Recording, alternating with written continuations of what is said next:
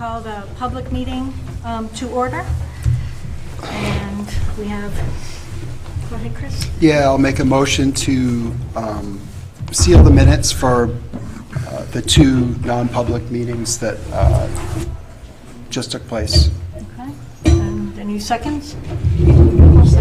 Thank you, Christine. We'll do a roll call vote. Sandy, are you on?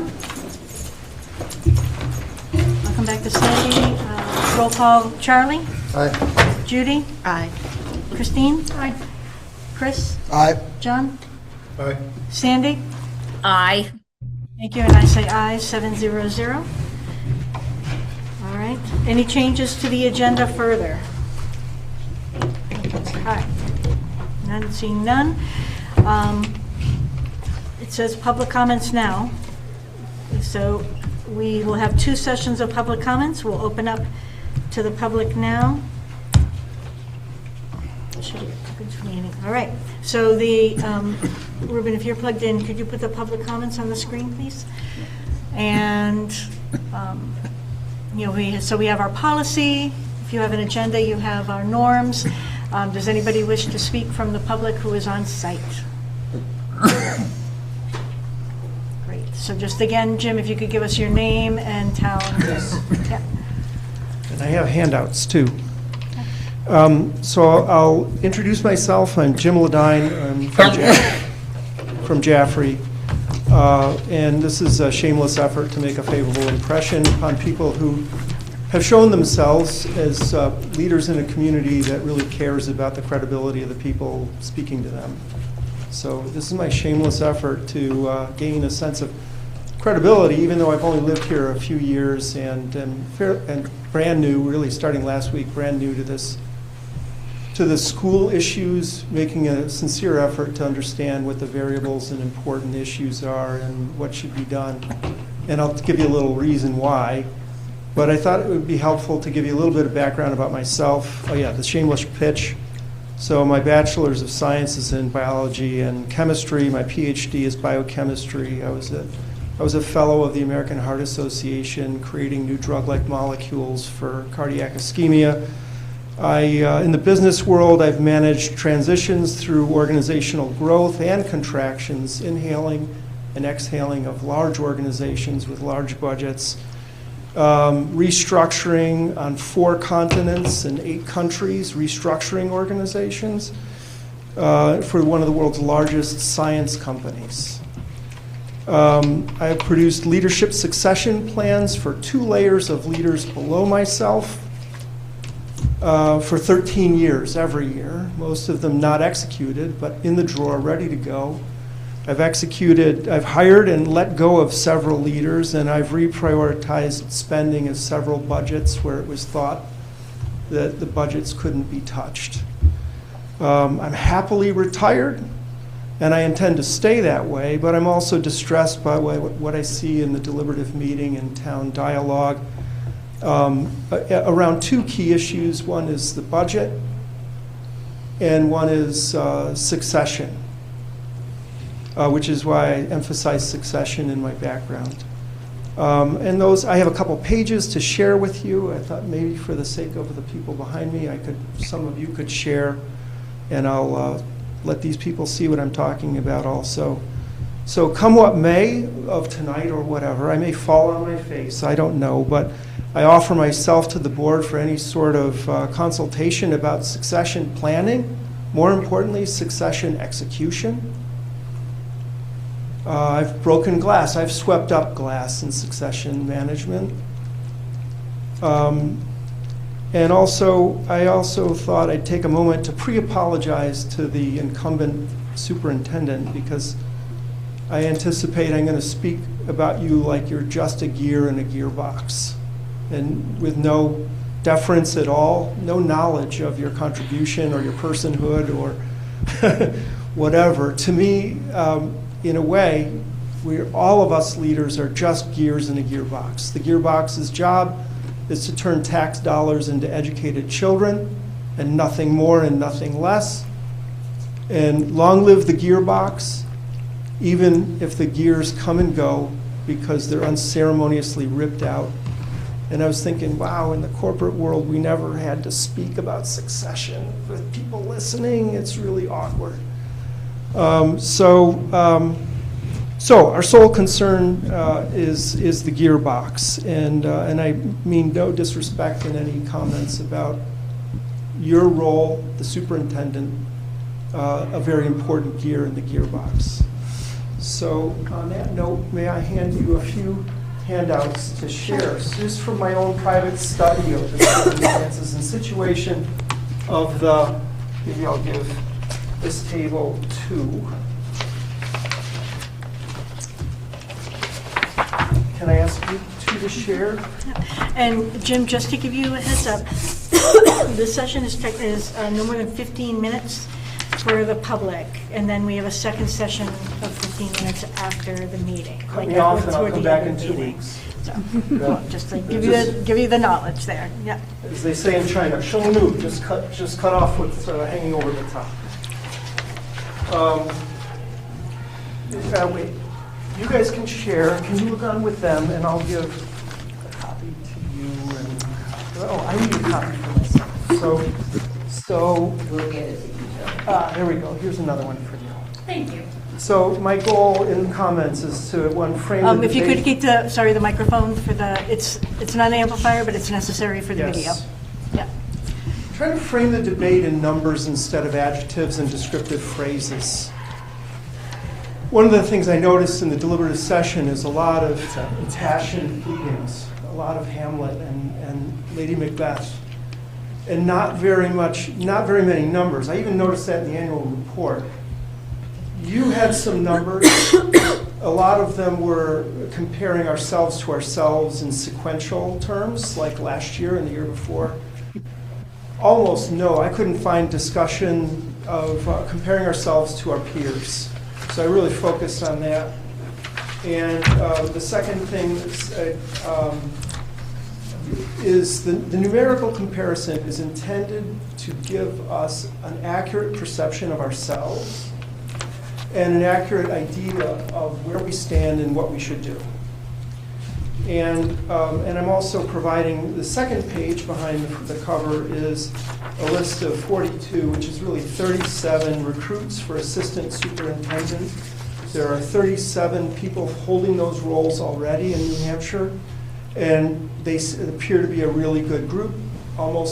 Many of them, a great number of them are from schools that are more efficient or even far more efficient than we are, and have operated at the scales we do, under the regulatory constraints we have, and many of the same social dynamics we observe. And we have a long list of people we could potentially get to know in any recruiting effort. I don't expect any acknowledgement there. So let's go to the page that has a little bell curve at the top. I took the top 23 schools in New Hampshire as ranked by niche.com and US News and World Report. And by the way, that ranking is shown on the third page. And one by one, I made a distribution of them to put them into a normal curve. The bell curve you have in pink is just a fitted normal distribution, and then the actual schools are populated into the bell curve on the basis of one of the concerning statistics I heard, which was teacher or teaching staff per student. And I thought, wow, that's really, we sound out of line. So I began to take a look at our peers and then produce that bell curve. You can see on the page where Jaffrey Ringe sits in that bell curve. We are, in mathematical terms, we're 2.5 standard deviations away from the state average. Doesn't sound like much. Nobody has like an intuitive feel for 2.5 standard deviations. So I'm going to try to give you an intuitive feel for it, and that's this little panel over to the left. So 2.5 standard deviations of speed on the Mass Turnpike. The average speed is 70, and you're going 2.5 standard deviations faster. You're going 88 miles an hour. And you can roll down your window and tell the police officer or the trooper why you deserve to remain at 88 miles an hour, why you might even need to go faster. You can tell them about all of the burdens you have, the context, the background, the history, the demographics, the nuances, the regulatory constraints, but you're going 88 miles an hour, everybody around you is not going that fast, and the trooper's probably still going to give you a ticket. If you weigh 2.5 standard deviations more than an average male of my height in the United States, the mean value of weight is 199 pounds. If you weigh 2.5 standard deviations more than that, you weigh 290 pounds. And you can tell your doctor and your family all the reasons why you weigh 290 pounds. You have demographic factors. You won an award for the most outstanding healthy person. You have history, you have regulations that cause you to weigh 290 pounds, and that's your ideal weight, and you're going to ask to weigh even more. So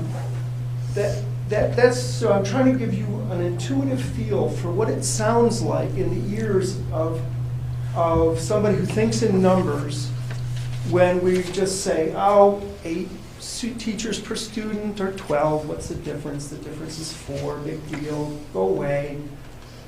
I think that I'm trying to recalibrate our understanding of how we really are. I've also drawn in the same graph where Franklin and Newport and Claremont and Berlin sit, because they walked away last year with very large state aid. And then just for fun, below I've copied down the niche.com rankings of our school and the 4 that got a lot more state aid.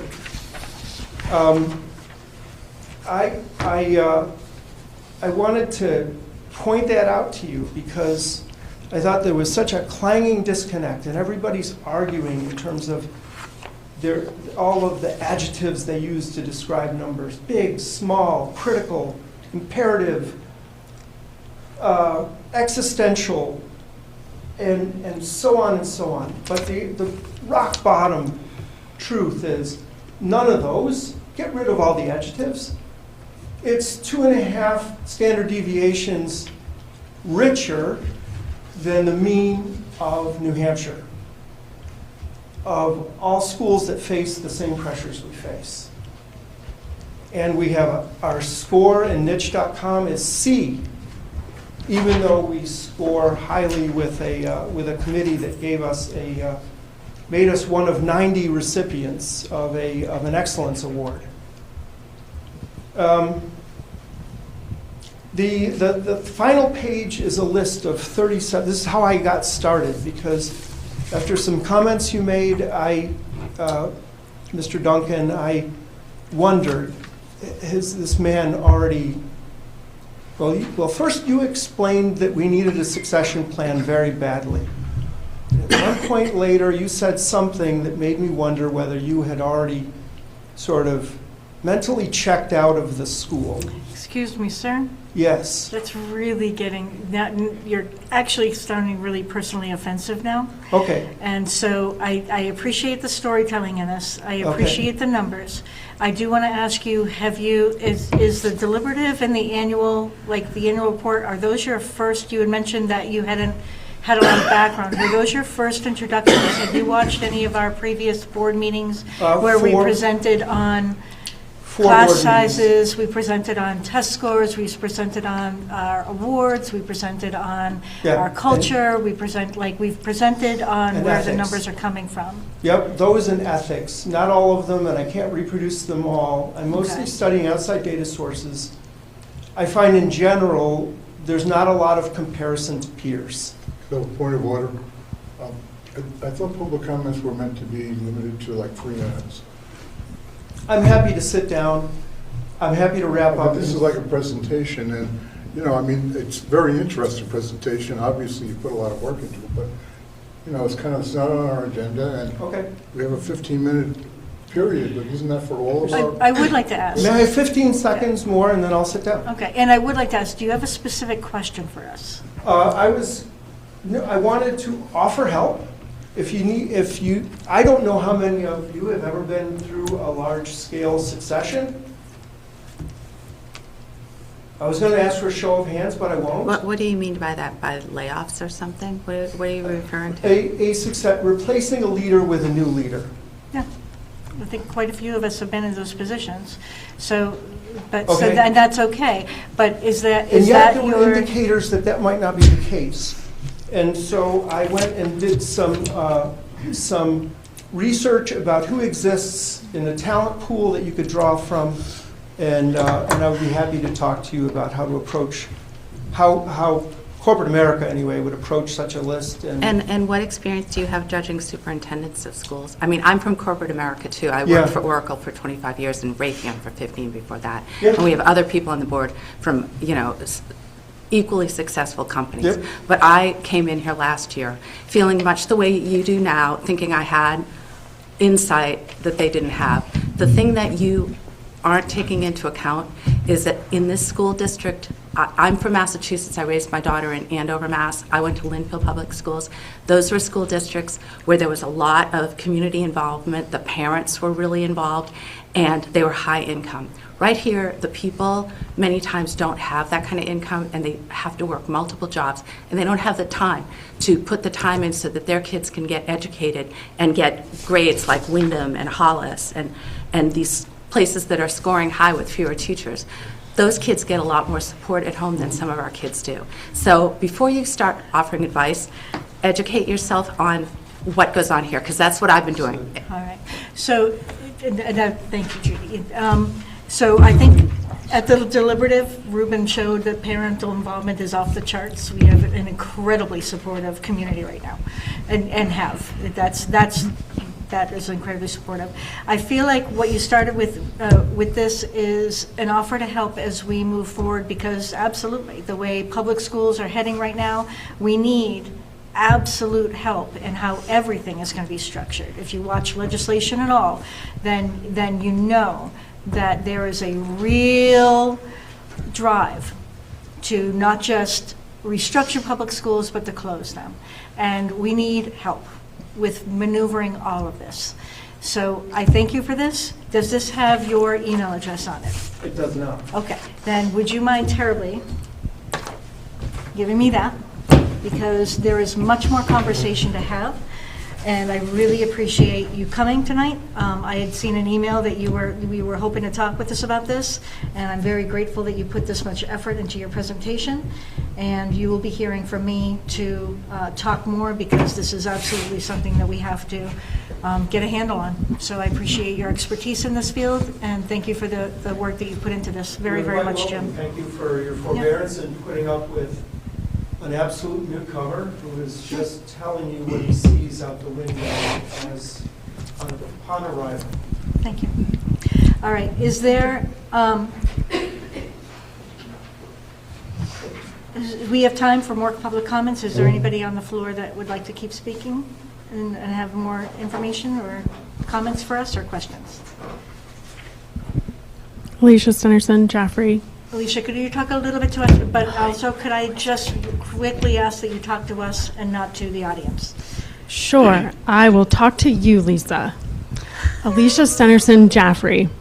I guess I'm just feeling the need to remind myself of what Nikki Fraley said a couple of meetings ago, that children are not numbers, and that I think it's important for the community to remember that there are two different types of research, right? We have quantitative research, which is our numbers-based thing, and qualitative research that really describes experience and impact.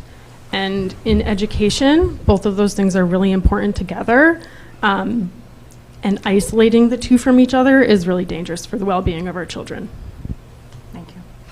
All right, is there anybody online that would like to speak, Alex? Okay. All right, if we're good on the floor, we will move on from public comments. We have Dante's here. Yay! Dante, I've missed you. Dante is our student representative, and it's been too long. Oh my gosh, we've had a whole ocean between us since we've seen you last. This has been wild. I would like to come out and formally apologize for my absence. I would like to be here much more than I have been, truly. But last time we held a school meeting, I really wanted to come here, but then a fever struck that apparently struck the entire school, and I couldn't attend. But today, I actually have a lot of things I would like to talk about. Okay, awesome. So this was quite a while ago now because I wanted to present this earlier, but we had a tree burning event hosted by student council, and it held somewhat of a success. It was the revenue that we gained was mainly self-motivated. People who hosted the event mainly contributed to how much revenue we gained, but it was still a great event where a lot of the community came together and had a bonding moment. And then we had Hoops for Hope, which in my personal opinion was a massive success. I'm not sure if everybody here knows, but we raised $4,803 for the American Cancer Society, and it was a large success for the classes that partook in it, I'm sorry, how much? 4,803. At the Christmas tree burning event? No, the Hoops for Hope. Okay. Yeah, the basketball game. The Hoops for, oh my Yeah. gosh, that's incredible.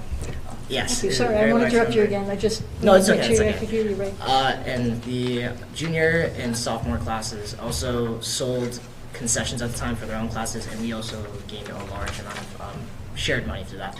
I'm not exactly sure what the specific number is, but I know that we gained a lot from it. And there was lots of energy and school spirit at the basketball game. There was a large number of people there to support our basketball players. And moving on, I want to talk about prom. There's a lot of misconceptions that I've been hearing about prom, about how whether or not we're even going to have a prom, or if the prom's going to be good. And currently my class is making arrangements for prom, and I just wanted to clear those out. We'll have a prom, and we've already picked a location, DJ. We're hoping to get a caterer, and it's going to be relatively good prom, I hope. And we picked out a theme. It's Tangled Up in Prom, based off of the movie Tangled with Rapunzel in it. And prom is going to be great. I just want to put that out there. Prom is going to be great. And I've also noticed the expansion of AP classes at our school.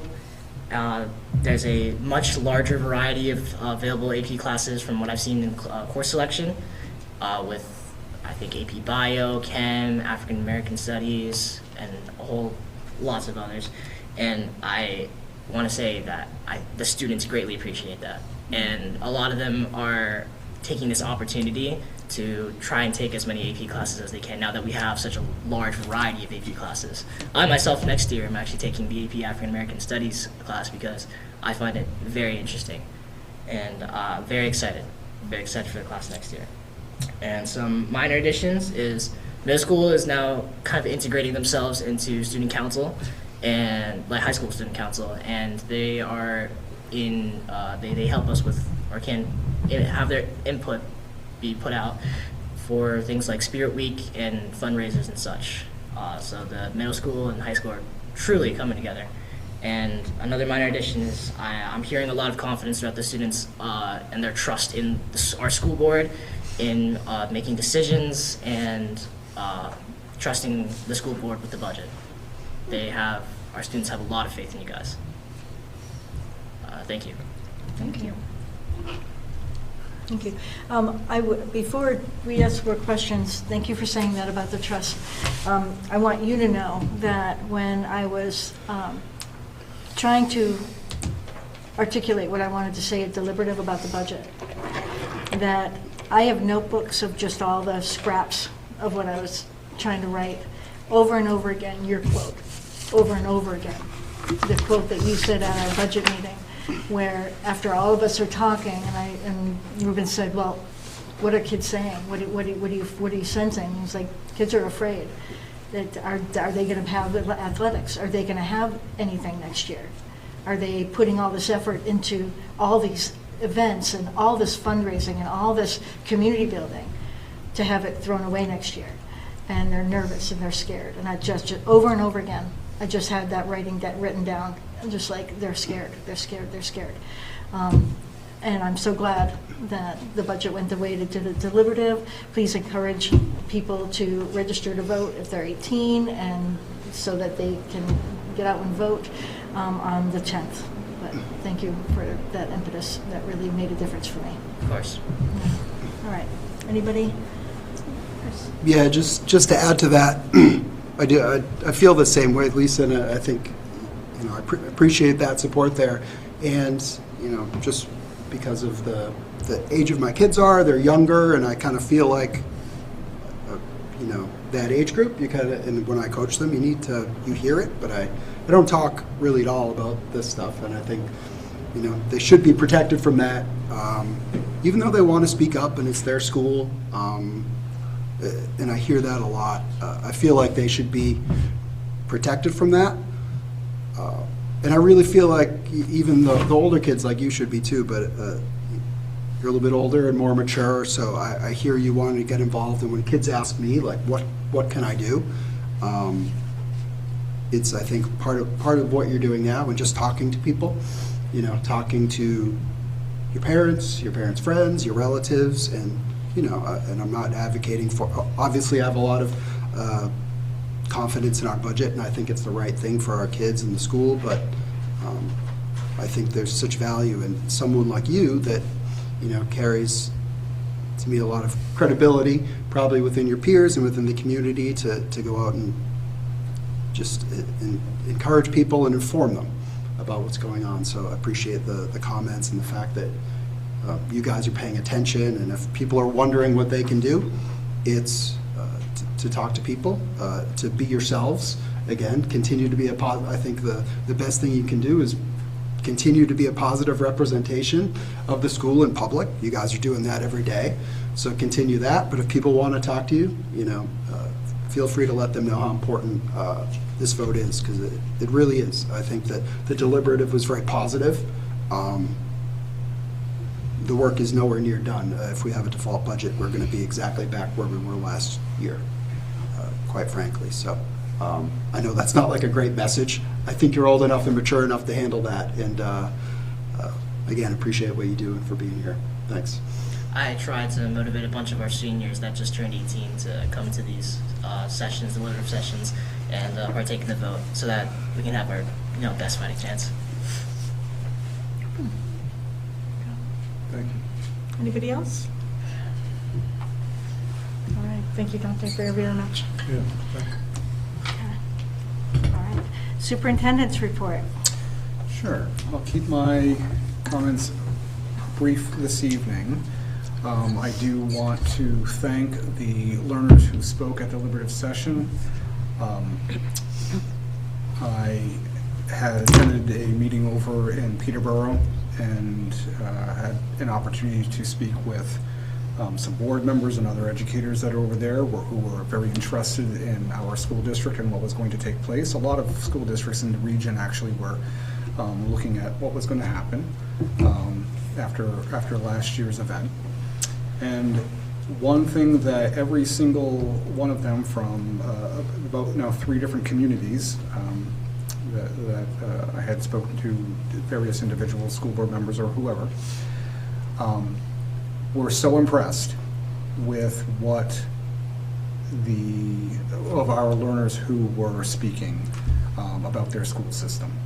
And so I was impressed as well. They did a marvelous job. Lots of work ahead of us.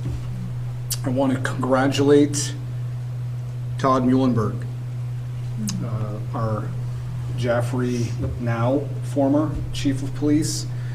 Chief Todd Muhlenberg was with Ringe before, and then came over to Jaffrey, spent some time as I believe, a lieutenant, and then came into that role, and has been instrumental in working with our schools to improve our safety practices, as well as helping us to acquire grant funds in order to make some physical structure changes as well.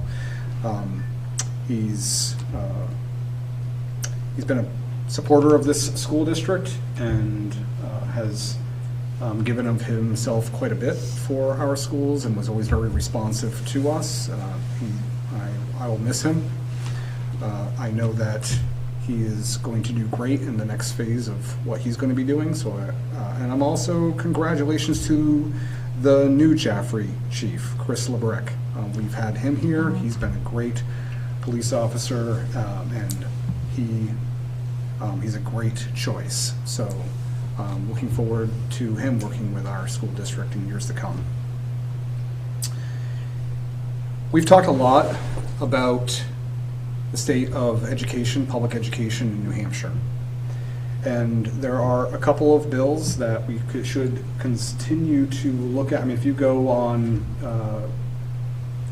New Hampshire, let's see, I have a, right here, Legiscan. If you go to Legiscan, you can track everything that's going on. There's a lot of interesting bills out there covering a variety of areas. I encourage you to go through and see what's happening within Concord, because I believe that's something that our school district and our communities need to do more of, is to track what's happening in Concord and to collaborate and bond together to put some pressure in areas that are going to help improve our community and the communities around us. HB 751, open enrollment. We've talked a lot about this. It continues to go on. We don't know what that final outcome is going to be. I don't have an update. Lisa, you might have an update as to the date that I thought they were going to talk about it the 12th, and that did not happen. But that's still in the works. And while we have a warrant article that's going to be on the agenda, and we're in the process of building a district-wide communication document, in part around open enrollment to help people understand that. We also know that if HB 751 goes through, it might be a moot point. And it might be something that we'll all be dealing with a lot faster than we realize.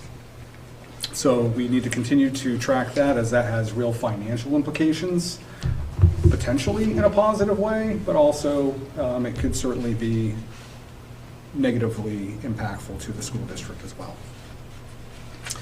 The other one is HB 1704. And that one it's being talked about a fair amount on social media, but we haven't had a lot of conversation about it here.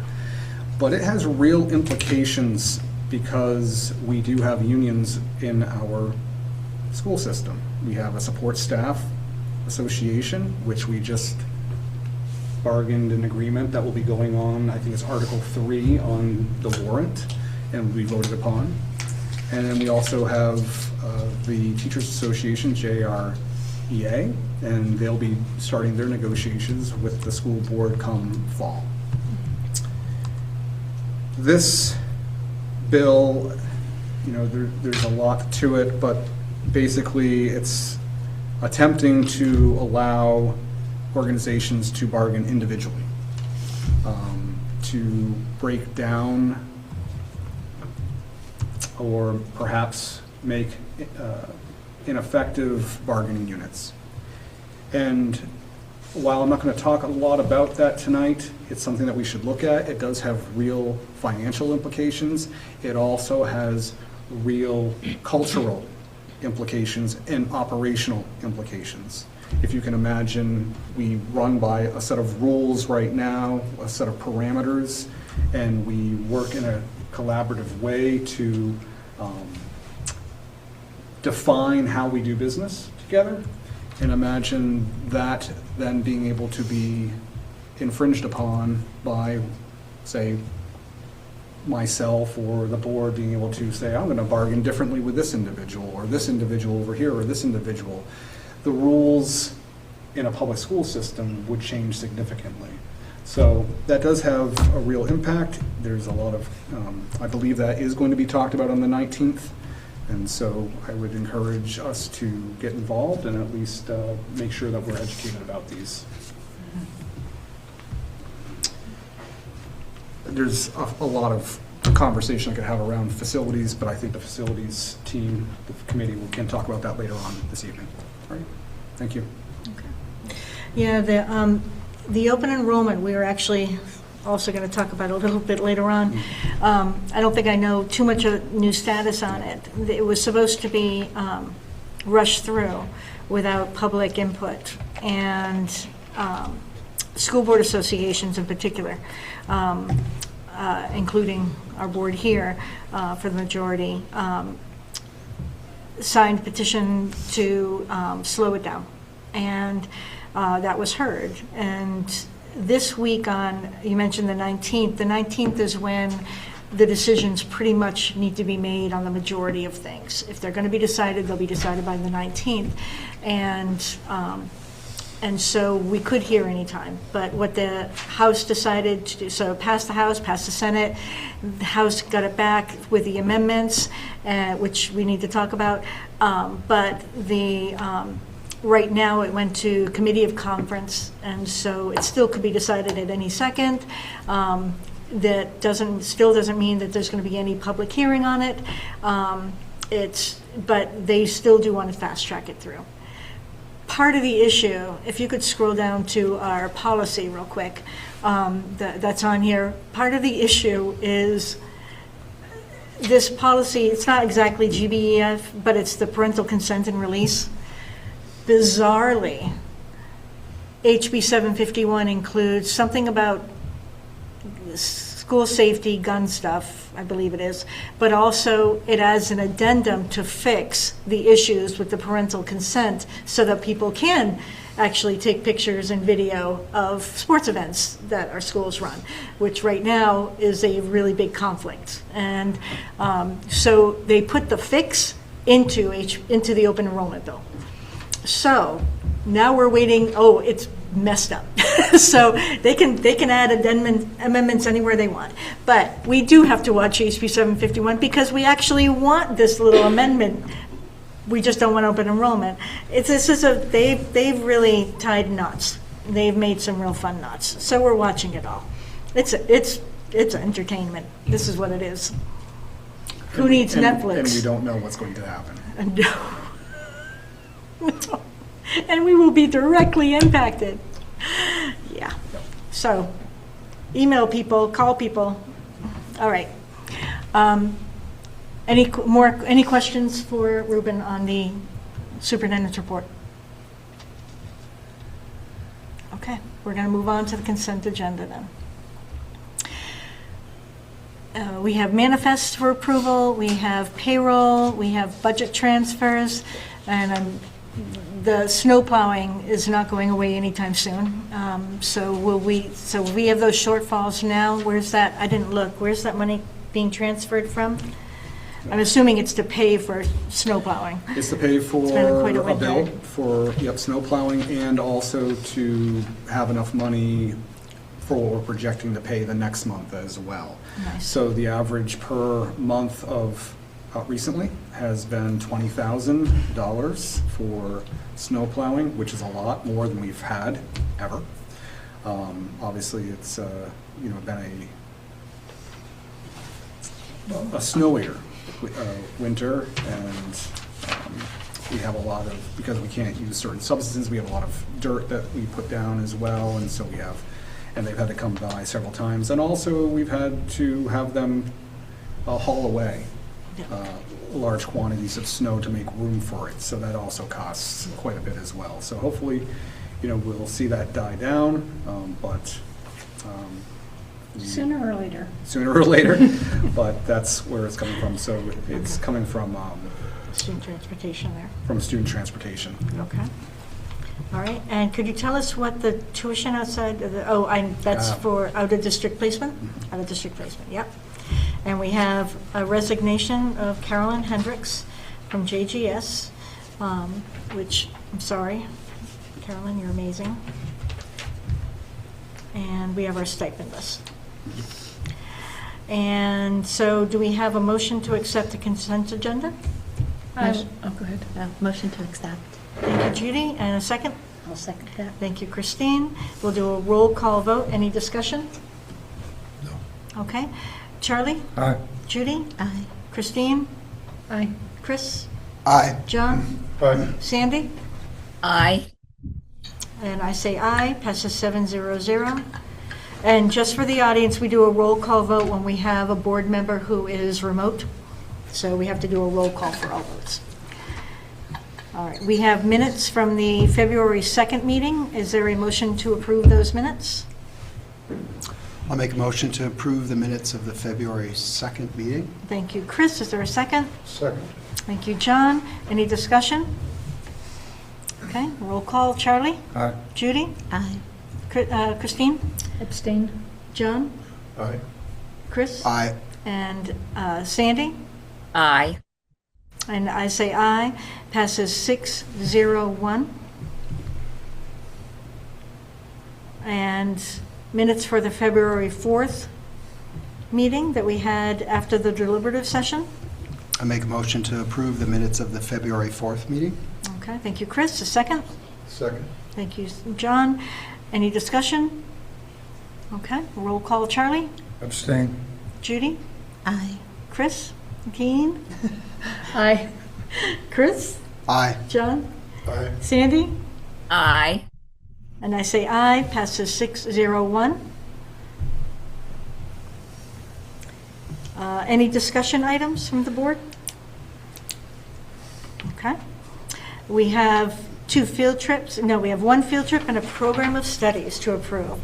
The senior class trip, if we could put that up on the screen, please. Going to Lake George, New York. Nice choice. 40 learners. Okay. Cool. All right. We have our chaperones. Learner cost is reasonable. Give us. All right. We have a motion to approve the field trip. Thank you, Charlie. Is there a second? Second. Thank you, Judy. Roll call vote. We'll go backwards. Sandy. Aye. Chris. Aye. John. Aye. Christine. Aye. Judy. Aye. Charlie. Aye. I say aye. 700. Program of studies we viewed a couple of weeks ago. So the board has had time to take a look in public. Is there any further discussion on the program of studies? Okay, roll call vote. Charlie? Aye. Judy? Aye. Christine? Aye. John? Aye. Chris? Did we make a motion in this second? I don't mean to I was be a pain in wondering, was it? the- I don't mean to Oh, be is a that pain what in you the butt, hesitated but I because think nobody when- made a motion? when it comes to Charlie, the would you make a motion record-keeping- to approve? Yes. Thank you. Judy, would you second? Second. Thank you. All right, Charlie said yes. Judy said yes. Christine said yes. Sorry about that. John? Aye. Chris? Aye. And Sandy? Aye. And I say aye. Passes 700. Sorry for the break in order there. All right. This was brought forward, policy GBEF, which is social media policy. I'm not sure why that was chosen, and I am going to ask that we table this discussion on the parental consent pending the outcome, which could be happening this week, of HB 751. Right now, our policy somewhat lines up with what the state is requiring and somewhat doesn't, but I know the school is lining up with it. And so rather than try to do square pegs and round holes, I'd like to wait until we have a final word from the state on what they want the amendment to be. Everybody is certain this amendment's going to happen. Nobody likes the idea that we can't, that we're restricted. Nobody fully understands it. Like, there's so much discussion happening on who can do what. So I think until we have further guidance from the state, that we should table this discussion. Does that sound like something you guys would approve? Okay. We'll take a nod for that one. All right. And then we are on to public comments 2. So we'll put the policy back up on the screen. All right. All right. Is there any further communication from the floor? Alicia Stennerson Jaffrey. I guess I'm just really curious. I'm surprised a little bit that the board didn't have a conversation tonight related to the outcome of deliberative session.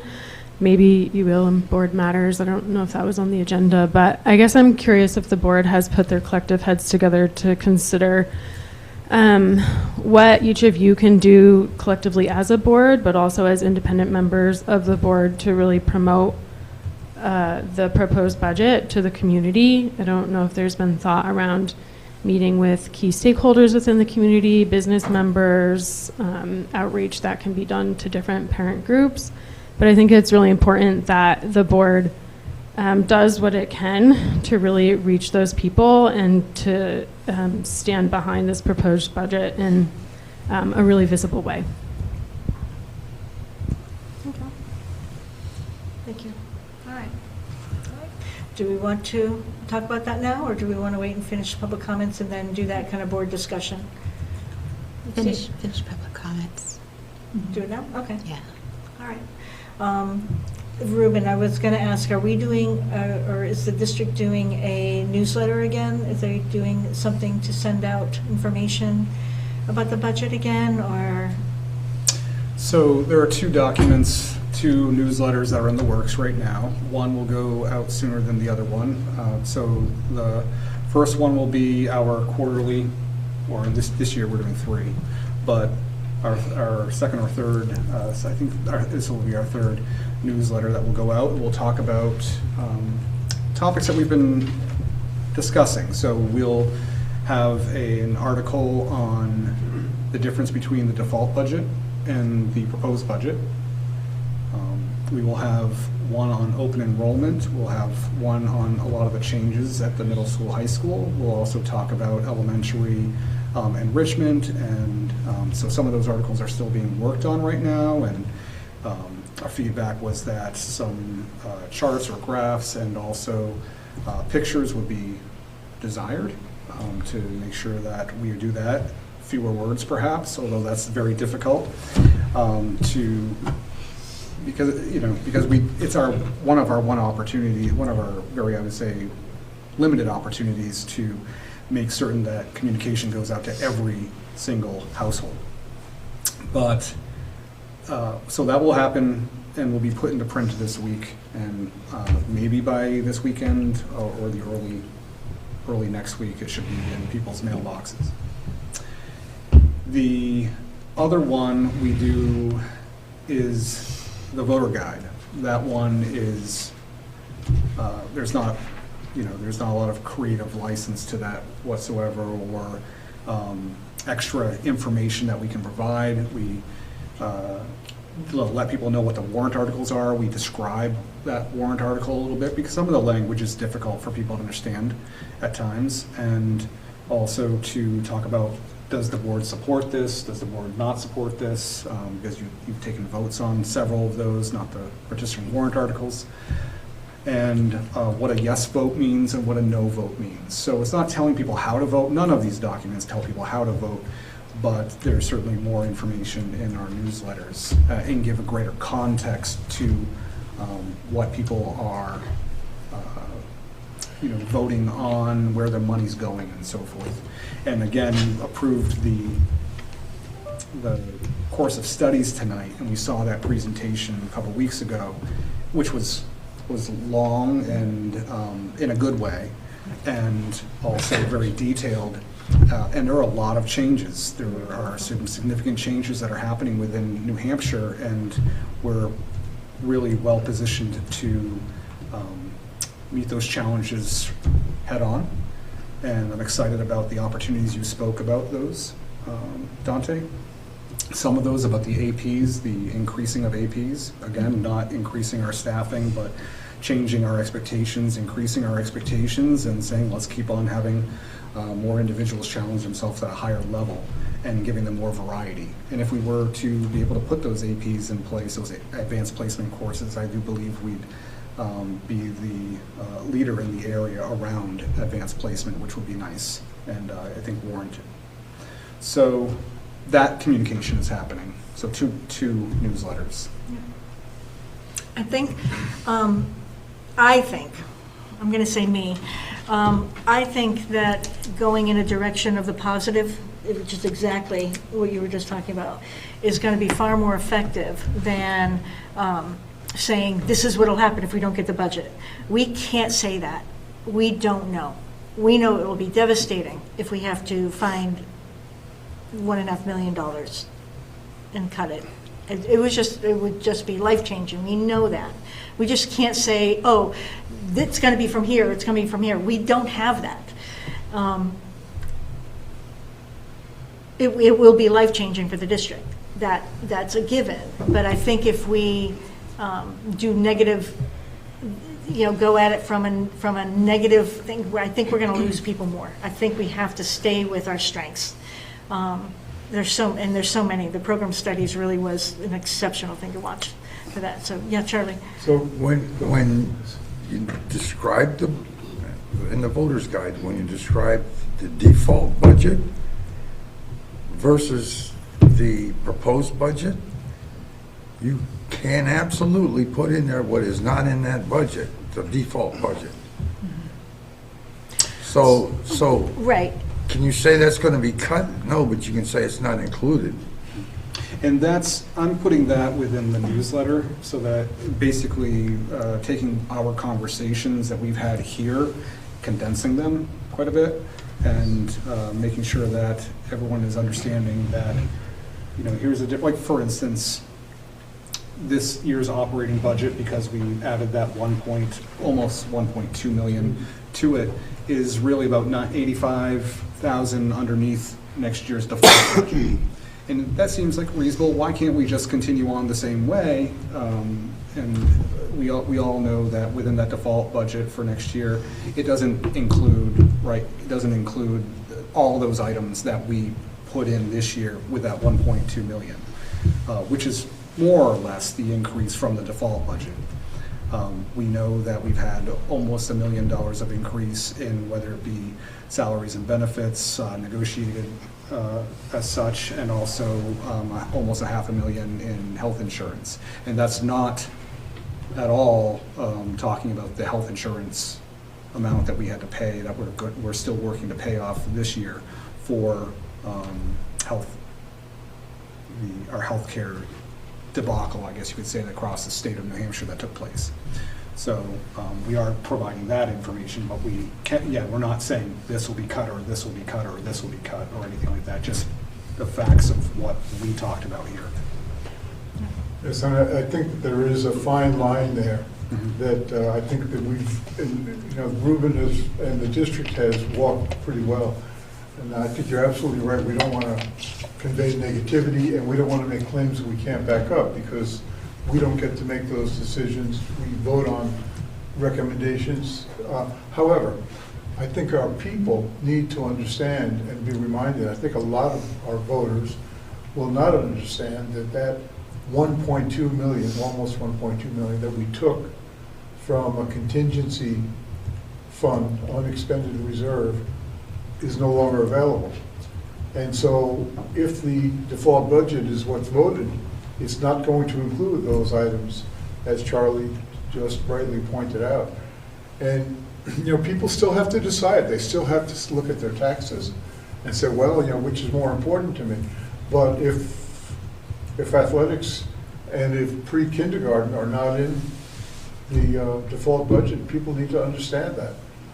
Now, will there be some magic that the school board will pull out of the hat by cutting something else and putting athletics back in? We don't know. We don't know what's going to happen. But we do know what's going to be in the default, and making sure that people, our voters, know that. I think we owe it to them. And another item that I think is worth communicating, and I don't know that this is something that the district is supposed to do or can do, but we as board members certainly should be involved in making sure that our community understands that the state government choices on how to fund education have a big impact on this.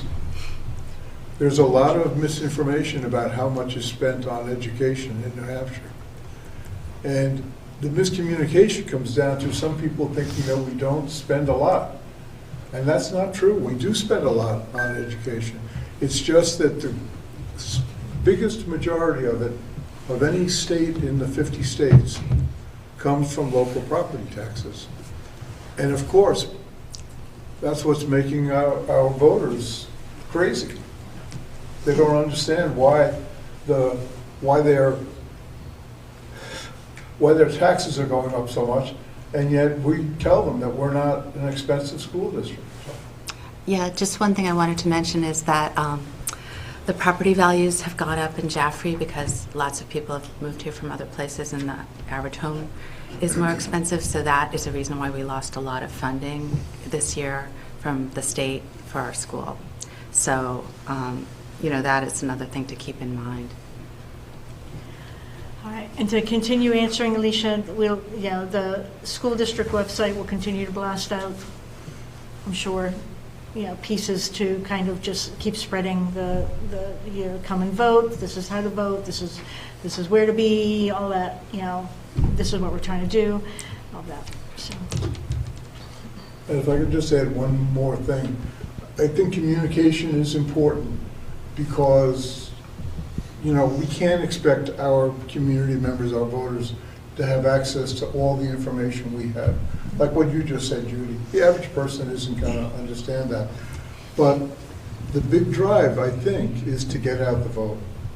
Now, getting out the vote doesn't mean that everyone who comes out is going to vote with the school. We have to understand that. But what we don't want is people to say, well, I was really busy and I had a lot of other things to do that day and, I meant to go. Let's try to do what we can to get out the vote. Yeah, if I could just quickly, I think, reflecting back on last year, what we saw once the budget was voted down was, to me, a lot of surprise and a real visceral reaction to what we cut. I think despite the fact that we kind of alluded to the fact we had lists of like, here's the things, here's what it would likely look like. And after that, we saw, this reaction like, even in the deliberative, right, it was called vindictive, all of those things when I think we were pretty clear about what that would likely look like. And luckily, we were able to save that. And, to Charlie's point, I don't think it's being kind of negative or fear-mongering in any way to say that the difference between the proposed budget and the default budget is pre-K, sports, activities, and a number of teachers. Those are just facts. That's not, those are the numbers. If you're to do the comparison, that's the difference. You're correct. Does that mean 100% if we get the default budget, those are the things? We can't say that. Look at what happened last year and look at what the budget differences are, though, and there's no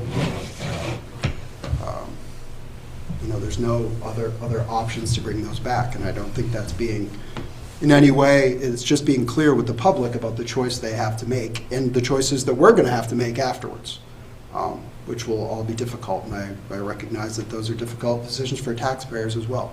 So, that's the difference. When people ask me about the difference, I'm pretty clear about what the difference in the default is. That 1.5 million is the 1.2 that we put back in, and none of those things are in the default budget.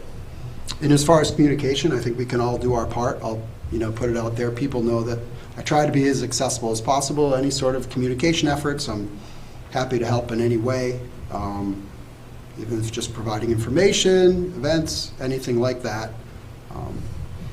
And again, information, even if, people that have questions or maybe don't understand what we're doing, please reach out. I say that, we're good sources of information, and I say that I try to provide, factual, unbiased information when asked, regardless of who the person is. If I know you, I try to treat it all the same way. And I do encourage people, if you do have questions, your neighbor's telling you this, the internet's telling you that, we have information that we can provide, and you can choose to trust us or not. I can say that whatever I provide, I'm as truthful and factual as possible, and I think that the rest of our board members are as well. So, there's a lot of information out there. Consider your sources, I guess, and we all have email addresses. I don't get many emails. People don't reach out. People have a lot of questions. I don't get a ton of questions. I wish that I would. And I'll just leave it at that as far as the communication is concerned. All right, we'll go back to public comments. So I want to gently push back on that answer. Alicia, I'm sorry, could you just talk a little louder? I'm so sorry, I can't. I hear want to you. gently push back, I guess, on the board's comment, because my question was, what is the board doing, right? And the response was, this is what the district is doing. And I'm recalling a participation on when we had the communications committee a while ago. And we talked about how the exchange of information is twofold, right? It happens both ways. It's both what we're pushing out and what we're receiving in terms of questions and requests for information. And we need you, okay? You each represent, we've heard some of you refer to your constituents before, and we need every one of you to connect with those groups of people and advocate for this budget. This is do or die, okay? Like, this is really serious stuff. I'm trying to rate myself to remember that I'm being recorded right now. But, like, we really need you to show up and reach out to the people that you know, to the communities that you're a part of, to the groups that you belong to. Sure, we can keep it positive. I agree. There's a lot of really good stuff happening here. But it's your responsibility as individual board members to really go back to those circles that you're connected with and do your part in helping us stand up for these kids, not just the district. Agreed. All right. Further public comments? Okay. A different view. Name, I'm sorry, name Jim and town again. Ledine Jaffrey. A different view. Again, the rookie observer. I'd say the public discourse on this is soaked to saturation with verbiage of existential doom and negativity, fear-mongering, and I don't know, for example, that you actually do have an obligation to go back to your, quote, circles and, quote, advocate, or else something horrible is going to happen. I love the idea that you would be crystal clear, transparent, copious in the transmission of crystal clarity and transparency to all the stakeholders, no matter how they may vote, and that you would not be found clatching with one side of the question or clatching with the other side of the question. That you would maintain a sort of a Swiss neutrality to the outcome because you serve the students and the taxpayers. You are the gearbox. I request and submit that your duty is not to fall on one side of the question as if it is existential peril to do the other, to do anything else, but to just pound on positive crystal clarity, transmission, transparency, and call it a day and let the voters decide. Thank you. And I'd just like to say that, yeah, I mean, this is what it's all about, diversity of opinions, right? I try to shy away from things like words like existential. It sounds so final. But I think that there's a lot at stake, and I think having watched as a school district pulled itself up and pulled itself together and became a school of excellence over the course of a 10-year process, and it's more than that. It's more than that. This school district has a lot to be proud of going back many years. It does. But the last 10 have been amazing. We have had a plan, a vision, and that vision has made some significant impact. Being chosen by U.S. News and World Report, being chosen by the School District of Excellence organization, and the AP silver honor. Everything, all the honors that we've gotten, it's not like they've come from nowhere. And to say, well, whatever happens, it's not existential. No, you're right, it's not existential. But the possibility of these towns and this school district going in reverse in a very serious way is real. And those of us who have watched organizations up close and seen leaders come and go, and despite any process that might be involved in picking leaders, the results aren't always, they're not always as good as the numbers might seem to predict. And when a district or a school goes down in a serious way, losing key staff, can they recover? Yeah, they frequently do. But it might take a decade or longer. So I think you're entitled to your opinion, and you're very right to express it. But yeah, I do think I see things quite differently. And I want to add that one thing that we haven't talked about when we talk about the budget and the impact of the budget this year, or the default budget, is the loose cannon of open enrollment if the state's version passes. If we go to default budget and we're dealing with less, however that less is made possible, and I know the administration will come up with the best plans possible, we know that we will be less attractive because 2 years in a row our proposed budget did not pass. And students who were looking around and casting about wondering, this school is School of Excellence, we had School Board of the Year, we had Superintendent of the Year, we've won all these awards, but they can't get a budget passed. What does that mean? Maybe I should go someplace where the community supports the school more. So there is that extra factor that we need to consider,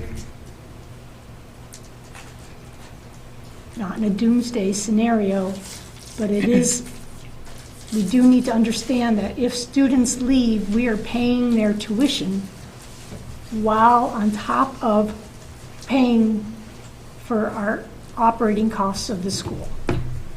It will be an additional cost. It will be an additional cost on taxpayers, and we will not be able to budget for it. We do not have a budget for it this year. So I just want to add that is a very serious factor that we need to take into consideration and discuss and make certain that taxpayers are aware of that.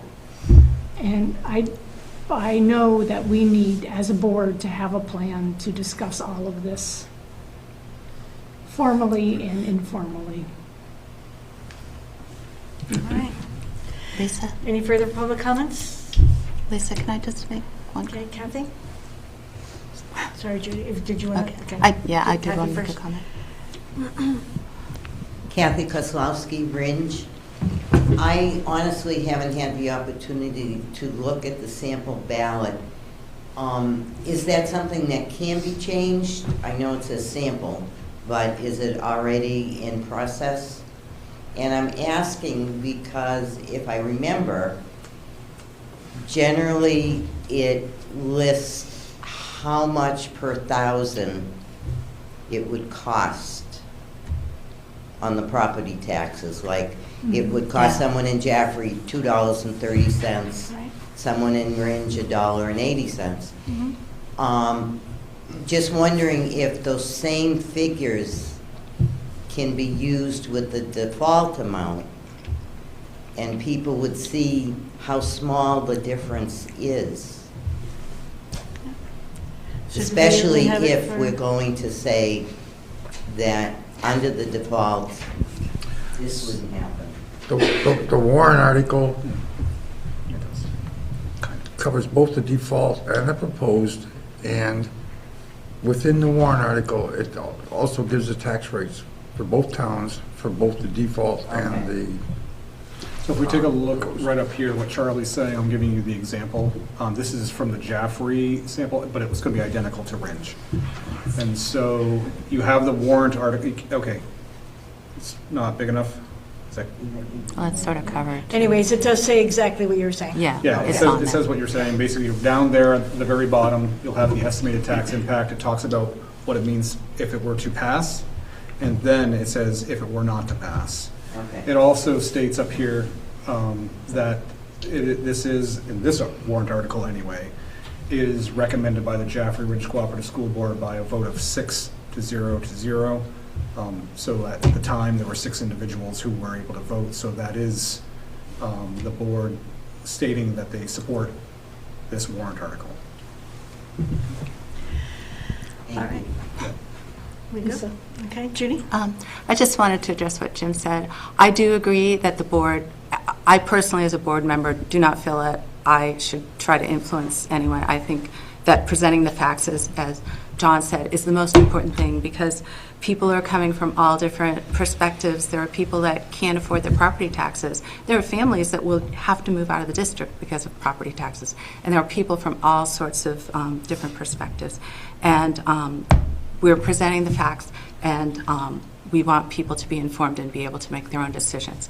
The other thing I wanted to say is that there are a lot of, recognitions and awards that are tossed around, but the one that I think is the most meaningful from my perspective is that U.S. News and World Report said that we are the best rated in the county, in Cheshire County. And yeah, the test scores haven't been good, but nationwide since COVID, the test scores have been poor. So that's just something I wanted to add. All right. Is there anybody online, Alex? We have a few hands raised online. If I may. Do it. For Leslie, I'll say you first. Yeah. I'm going to allow you to talk. Hi, this is Leslie McLean from Jaffrey.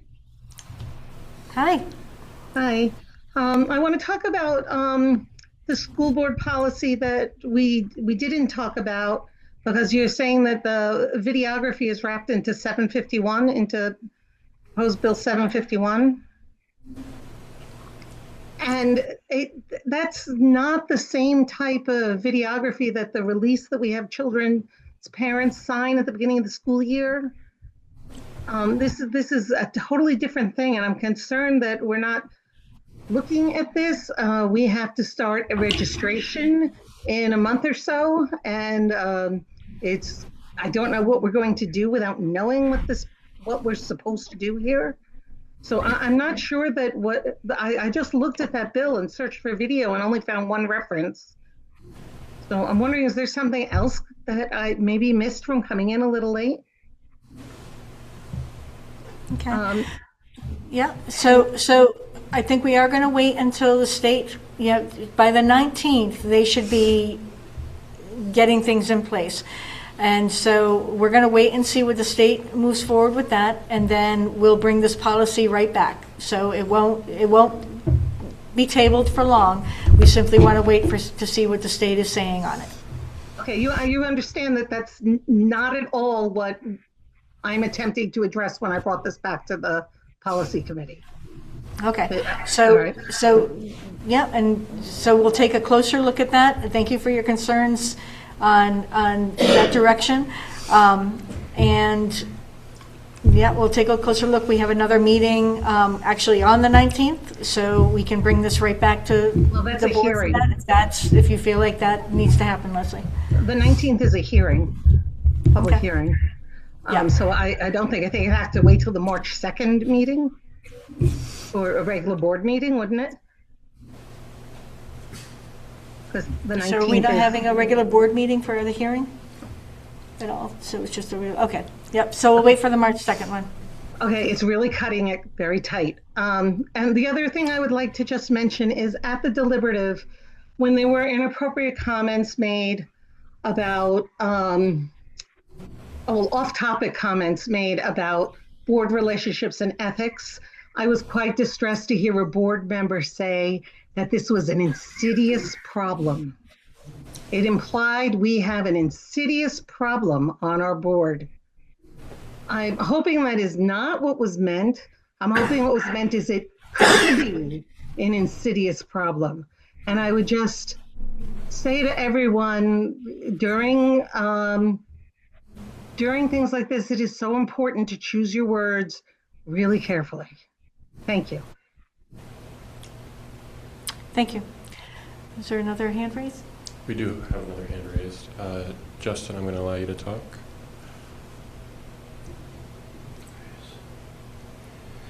Hi, Justin Charles from Ringe. Hi, Justin. Hi.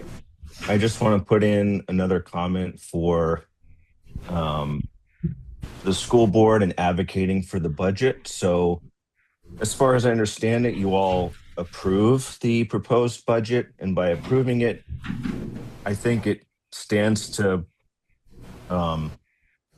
witness that you should aggressively advocate for it and not have a neutral stance, right? Because it's the budget that you want passed and that you think is best for the students. And so I'd ask you to consider that as you go to your communities, and as another person mentioned, being aggressive about that. And the reason I'll bring that up is, I'll be quite frank. I know one of the board members mentioned, people worried about their property taxes and moving out, but there's also conversations happening in households about moving for the opposite reason, which is not having public schools that are supported and that continue to get their budgets cut. And that's a conversation we've had in our home. And it's not what anyone wants to do, but that is the reality. And quite frankly, it is, I'm not going to use a doomsday scenario, but it is naive to think it is not very serious what could happen if this continues to decline. That is all. Thank you.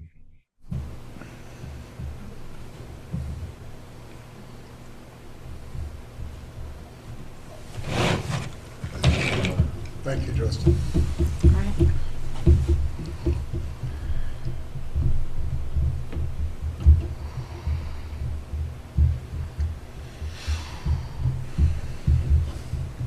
All right.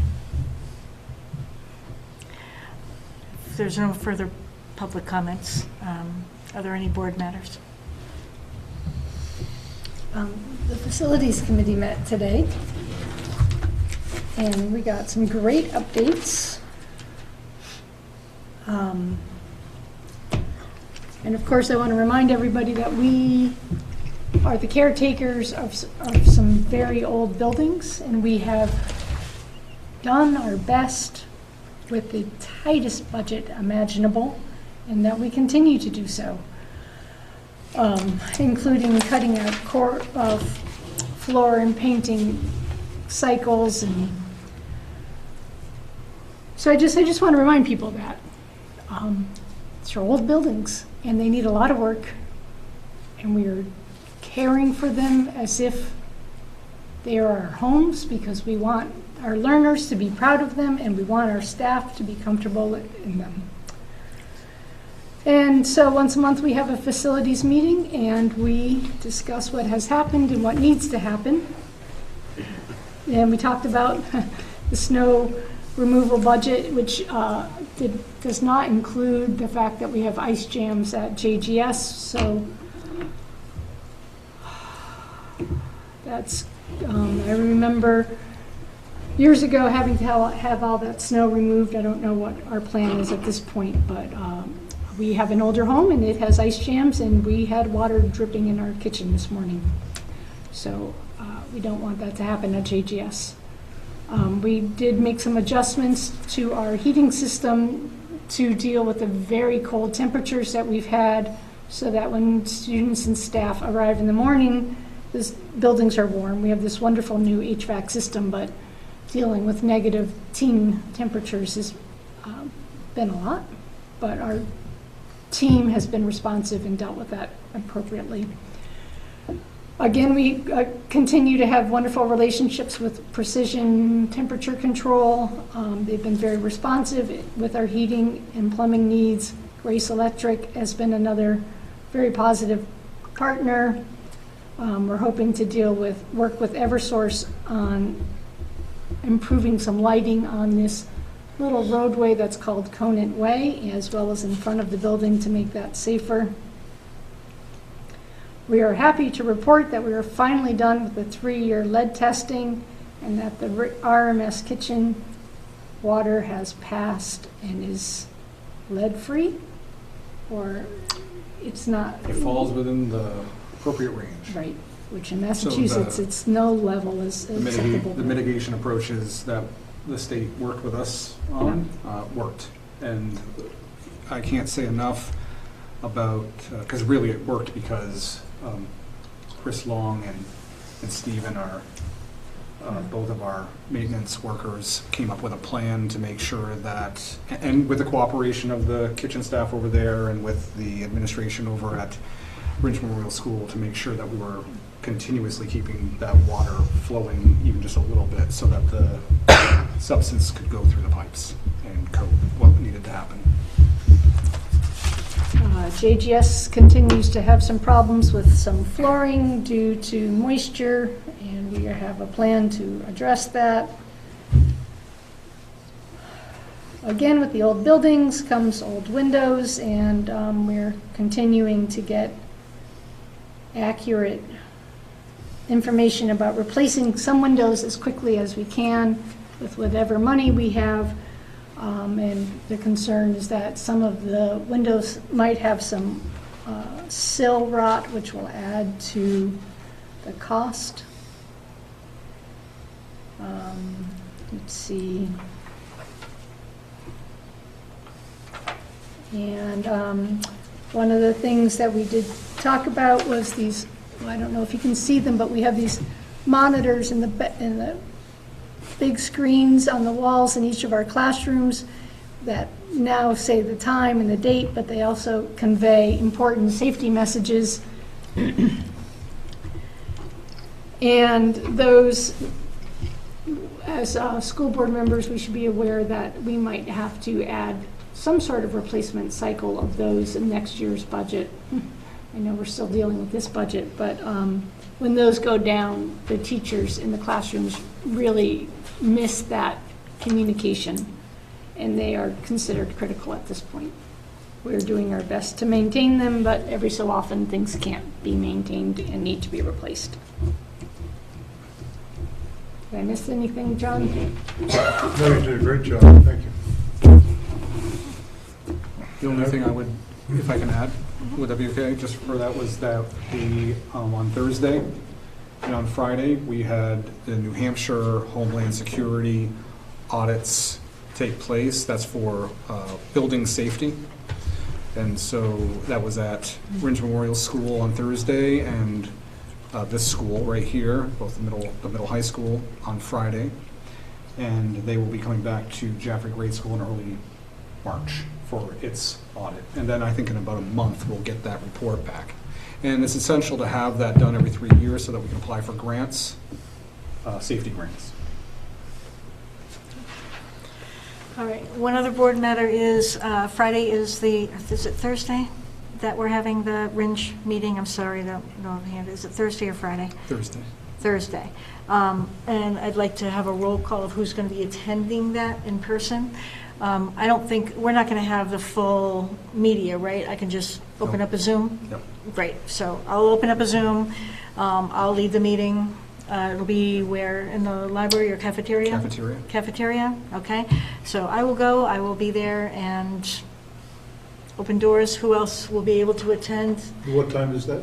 That is at, I think it was the same time as 6 o'clock. 6 o'clock. Mm-hmm. Yeah. I am not going to be able to be there. I will connect via Zoom if that will help. Okay. Yeah, well, let's see. So Chris will be there? I'll be there. Okay, Christine. Okay, and me and one more? In person? Thank you, Where Joe. was this? So it's at RMS Yep, on the Thursday 19th. at 6 o'clock. It's a 19th. public hearing for, it's what we Public did at hearing, 6 yeah. o'clock tonight. Yeah. Yep, so you can be there for that? Yep. Okay, so great, we have a quorum. All right, so then if you, I mean, literally, I'm going to do exactly what Ruben and read it out, see if anybody's anything to say on that. Right, okay. Okay, And then I did have one more board matter. okay, go ahead. Very, very briefly, I just wanted to mention the weekly connection that we're all been fortunate to have sent to us. And I noticed in here that in the upcoming events on the 18th, the Outstanding Orioles at the Pratt Auditorium. So it's a very nice event, I hear, and I'm looking forward to trying to be there for it on Wednesday. It's 5:30 for the middle high school and 6:45 for the high school in the Pratt Auditorium. It is my favorite awards night of the year. It recognizes our students' academic achievements, the movement that they've made as well, not just being the top learner, but the progress that they've made. It recognizes leadership, and our teachers get up there and speak so well about what it is our students are learning, and it's an awesome opportunity to understand the culture of our school. It's our Grammys night. Yep. Very cool. All right. There's no more board matters? Good. All right, then we will take a motion to adjourn. I will make that motion. Thank you, Christine. And Charlie, you second that? Sure. All right, thank you. And roll call vote. Chris? Aye. John? Aye. Charlie? Aye. Judy? Aye. Christine? Aye. And Sandra? Aye. And I say aye, 700. Thank you, everybody, and I'll see some of you on Thursday. Some of you on Wednesday at the Outstanding Orioles.